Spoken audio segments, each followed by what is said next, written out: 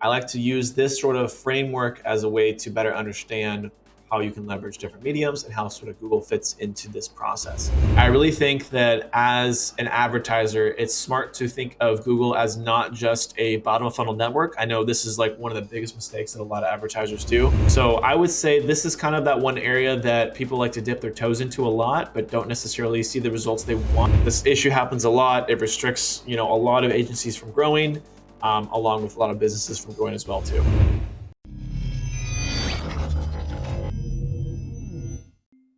Hello. So this is going to be a little bit of a different video. This is going to be more talking about general media mixes and how to think about other channels.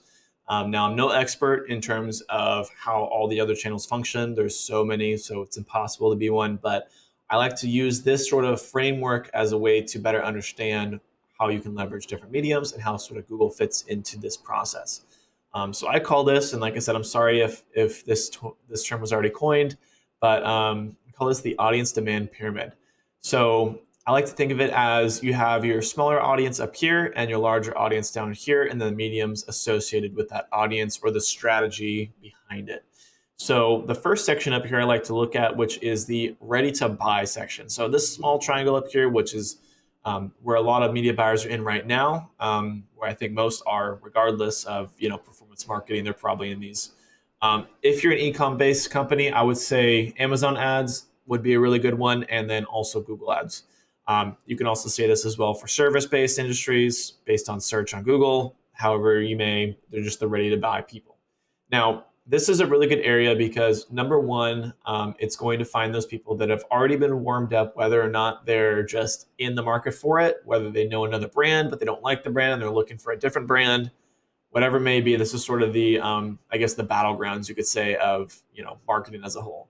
And so it's really good because you can capture that demand, but it's also very competitive, meaning that you're going to have all these other brands that are wanting to do the same exact thing, because the whole point of Google search is that someone is looking up a product or service that they want or need, and you're able to be there right when they want you to, or right when they're looking for someone that fulfills your service or product. So this is a really good area to test for new brands, I think, because you don't lean too much into the broad awareness. You get right to the end of things where you're like, hey, how does my product match up against all the other competitors? Am I too expensive? Is this not a product that anyone wants? Or is my conversion rate on my site terrible? Whatever it may be, you can stay on low budgets and not have to really do like bulk large audiences to try to figure out if anyone even wants to buy a product or service or not.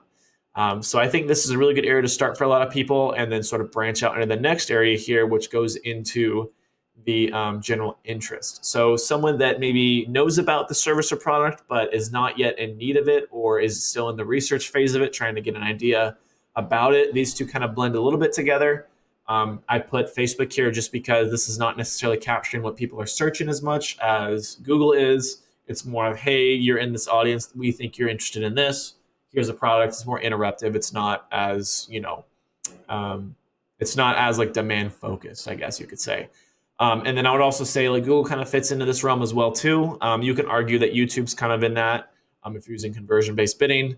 But I believe that's kind of in the next section here, and we'll talk about that in a second.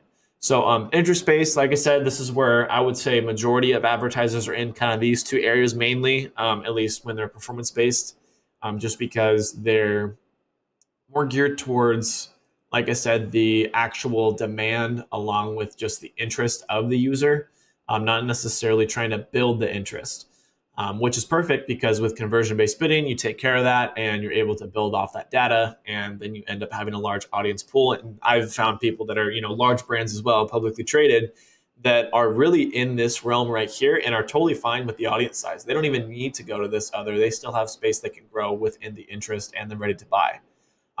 Just because of how large, these platforms are.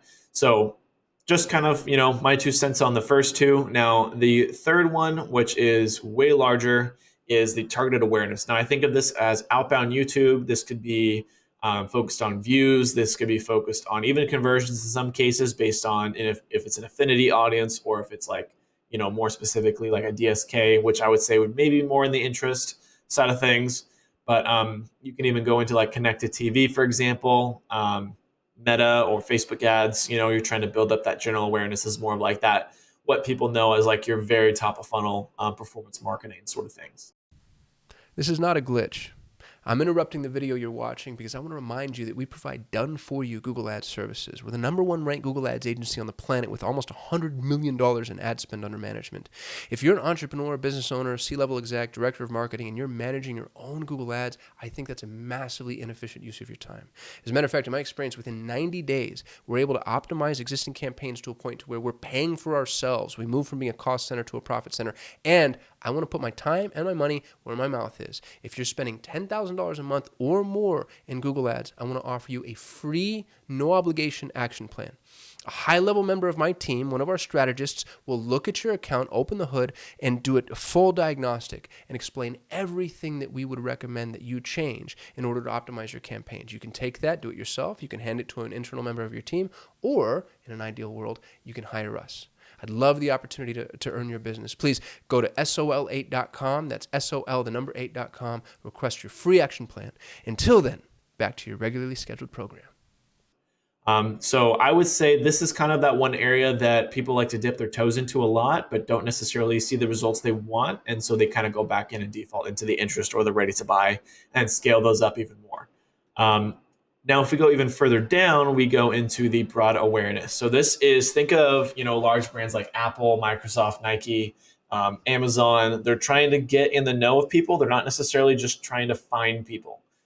This is something that is obviously the largest in the pyramid and the most broad because you don't really have any caps on what you're trying to target.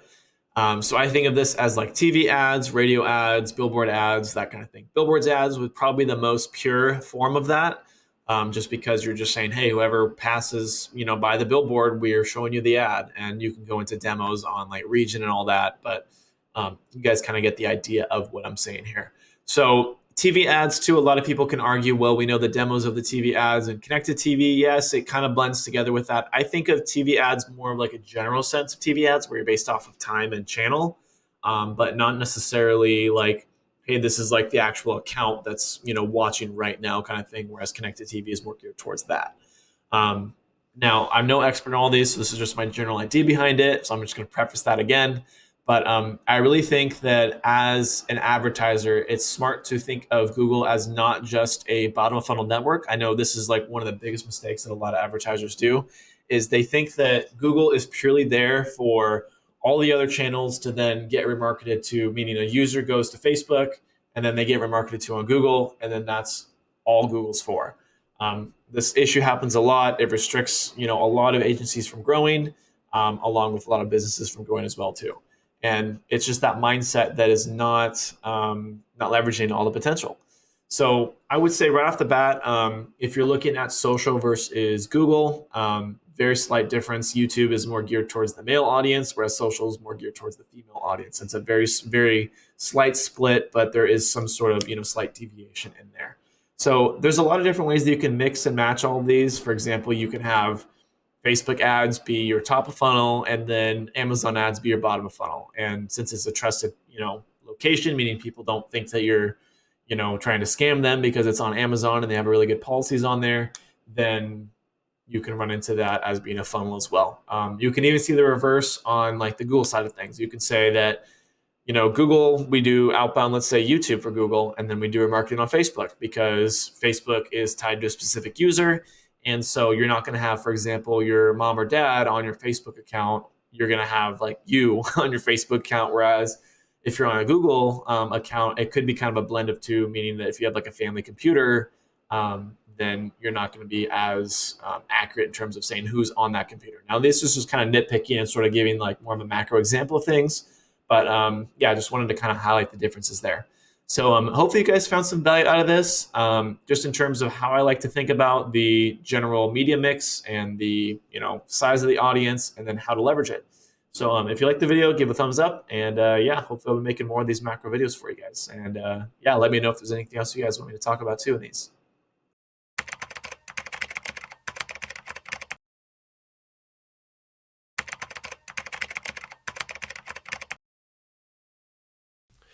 There are 5 things that I want you to understand before you run Google Ads. And what's interesting about this is important from a client perspective, but it's also important from an agency perspective. If you're an agency, a freelancer, a provider, if you're an in-house employee working for an organization using Google Ads, these 5 things are going to save your life, I promise you.